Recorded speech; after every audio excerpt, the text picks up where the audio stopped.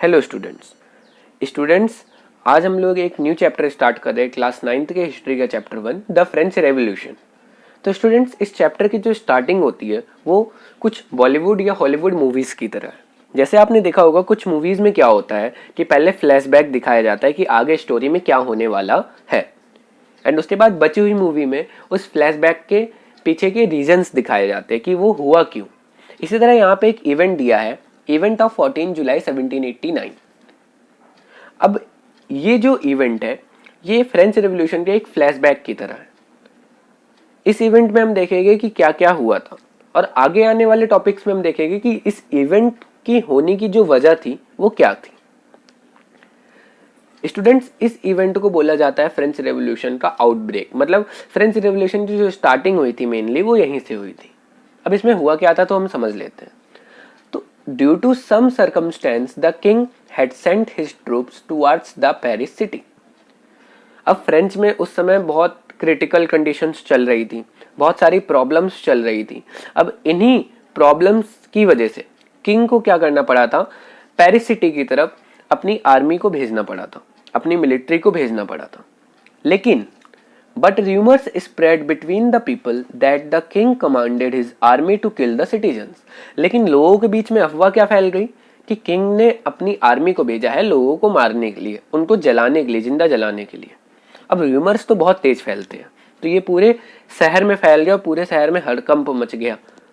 उसी की चक्कर में क्या हुआ, so for their protection approx 7,000 men and women gathered and started searching for ammunition in government building।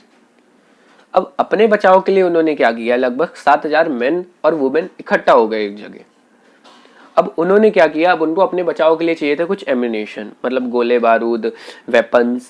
ठीक है, तो उन्होंने क्या किया, अपने आप को ग्रुप्स में डिवाइड कर दिया और सब अलग अलग गवर्नमेंट बिल्डिंग की तरफ चले गए एम्यूनेशन की तलाश में। इसी में से कुछ लोग थे जो some people went towards the prison of Bastille and also the commander of chief of the jail was killed and prisoners was released. अब इन्हीं में से कुछ लोग चले गए, बेस्टाइल नाम की एक जगह थी, वहां चले गए और वहां की प्रिजन मतलब जेल की तरफ चले गए। अब इन्होंने क्या किया, वहां के कमांडर ऑफ चीफ को भी मार दिया, वहां के जो प्रिजनर्स थे जो कि सिर्फ और सिर्फ 7 थे उनको भी छुटा लिया। अब उसके बाद वहां से इनको कुछ एम्यूनेशन भी मिले। लेकिन ये लोग यहाँ पे रुके नहीं, इन्होंने क्या किया, अपना बदला लेने के लिए they also demolished the fortress of Bastille and its stone fragment sold to market to keep of souvenir. अब इन्होंने क्या किया, जो वहां बेस्टाइल में किला था, राजा का किला, ठीक है, लुइस 16 उस समय किंग थे, ठीक है, तो उनका जो किला था उसको पूरा तबाह कर दिया, पूरा डिस्ट्रॉय कर दिया। और वहां के जो फिर बचे हुए पत्थर वगैरह थे, स्टोन फ्रेगमेंट्स थे, उसको इन्होंने मार्केट में सेल किया। और मार्केट में क्यों सेल किया, कि याद रखने के लिए हमने यहाँ पे इस राजा के किले को डिस्ट्रॉय किया था। तो देखिए यही था इवेंट ऑफ 14 जुलाई 1789। यहाँ पे स्टार्टिंग क्या हुई थी बेसिकली, अगर हम एक बार देखें शॉर्ट में तो यहाँ पे किंग ने कुछ सिचुएशन ऐसी आ गई थी कि किंग को आर्मी भेजनी पड़ी थी पेरिस सिटी की तरफ। लेकिन कुछ अफवाहें फैल गई, किंग ने जो आर्मी भेजी है वो लोगों को मारने के लिए भेजी है। तो इसलिए लोगों ने अपने प्रोटेक्शन के लिए एम्यूनेशन, वेपन्स की सर्चिंग स्टार्ट कर दी और गवर्नमेंट बिल्डिंग की तरफ वो लोग अपने आप को डिवाइड करके चले गए। इन्हीं में से कुछ लोग बेस्टाइल की जेल की तरफ गए, वहां के कमांडर ऑफ चीफ को भी इन्होंने मार दिया और उसके बाद वहां के जो प्रिजनर्स थे जो कि सिर्फ 7 थे उनको भी छुटा लिया।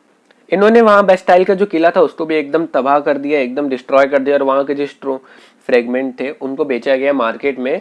ये एक याद रखने के लिए, एक मेमोरी रखने के लिए इस डिस्ट्रक्शन की।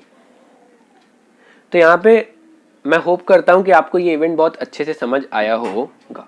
तो यहाँ पे हमने फ्लैशबैक डिस्कस कर लिया कि बेसिकली ये इवेंट में हुआ क्या था। अब आगे आने वाले टॉपिक में इस इवेंट की वजह देखें।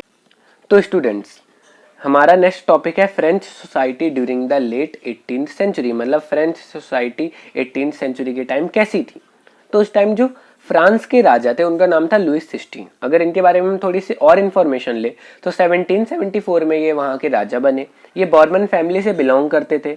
बॉर्बन फैमिली उस टाइम की बहुत रॉयल फैमिली थी, राजा महाराजाओं की फैमिली थी, और इन्हीं से इंस्पायर होकर एक बिस्किट का नेम रखा गया है जिसका नाम है बॉर्बन।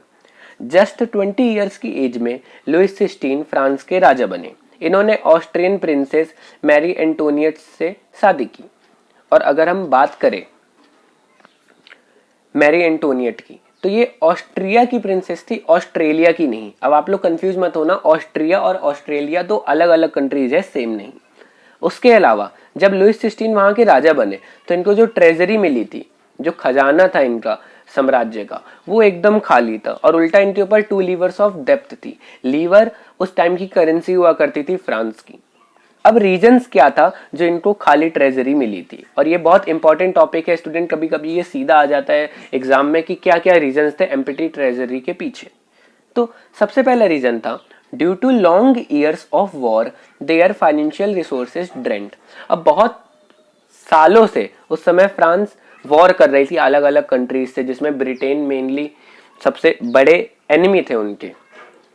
अब भाई जाहिर सी बात है कि हम अगर वॉर करते हैं तो हमारी आर्मी को उसके लिए चाहिए वेपन्स, हमारी आर्मी को मेंटेनेंस चाहिए, और बहुत सारी चीज चाहिए जिसमें बहुत ज्यादा फाइनेंशियल रिसोर्सेस मतलब पैसों की जरूरत होती है। तो इतने सारे वॉर्स लड़ने के बाद इनके जो फाइनेंशियल रिसोर्सेस थे वो एकदम खत्म हो चुके थे। उसके अलावा अब पैसे तो इनके पास थे ही नहीं, और इतना भारी भरकम खर्चा इनको उठाना पड़ रहा था वर्सेल्स के एक बड़े से पैलेस को मेंटेन करने के लिए। तो एक तो पैसे नहीं है, ऊपर से ये मेंटेनेंस का खर्चा उठाना पड़ रहा है।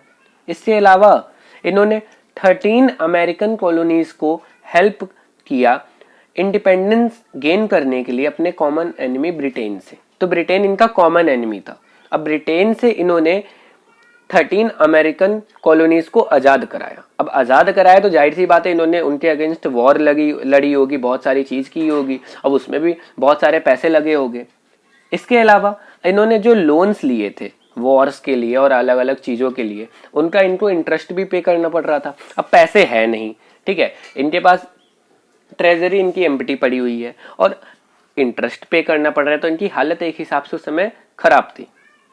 एंड एक और रीजन था जो शायद सबसे मेन रीजन भी था, ओनली थर्ड ई स्टेट पे टैक्सेस। सिर्फ और सिर्फ जो थर्ड ई स्टेट था, उस समय फ्रेंच सोसाइटी 3 ग्रुप्स में डिवाइड हुआ करती थी, जिसको हम आगे आने वाले टॉपिक में एकदम अच्छे से पढ़ेंगे। जो थर्ड ई स्टेट था उसमें छोटे छोटे बिजनेसमैन, लॉयर्स, लेबर, सर्वेंट, ये सब आते थे, और ये सब ही सिर्फ टैक्स पे करते थे। जो फर्स्ट और सेकेंड ई स्टेट था जिसमें बड़े बड़े लोग आते थे, वो सब टैक्स पे नहीं करते थे। अब इसको आप इस तरह समझ लो कि एक आदमी 100 रुपए कमा रहा है और उसको 10% टैक्स देना है, तो वो कितना देगा? 10 रुपए। अब एक आदमी 10 रुपए ही कमा रहा है और उसको 10% टैक्स देना है, तो वो कितना देगा? 1 रुपए। अब 1 रुपए और 10 रुपए में बहुत बड़ा डिफरेंस है, और ये डिफरेंस और बड़ा तब हो जाता था जब बहुत बड़ी बड़ी मनी की बात होती थी। तो जब थर्ड ई स्टेट ही टैक्सेस पे कर रही थी तो इतना ज़्यादा टैक्स कलेक्ट नहीं हो पा रहा था कि ये अपने जो लोन्स है उन सबको पे कर सके। तो स्टूडेंट, आज हमने देखा इवेंट ऑफ 14 जुलाई 1789, जो फ्रेंच रेवोल्यूशन का एक फ्लैशबैक की तरह था। इसके बारे में हमने पूरी इन्फॉर्मेशन ली।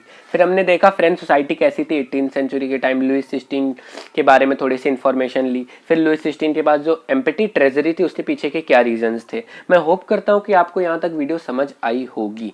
अब नेक्स्ट लेक्चर में हम लोग देखेंगे कि जो यहाँ के 3 ई स्टेट्स थे, 3 ई स्टेट्स थे, उनमें कौन कौन से लोग आते थे, उनको क्या क्या चीज़ें मिलती थी और क्या क्या नहीं, और उसके आगे के टॉपिक देखेंगे। Thank you for watching the video till the end.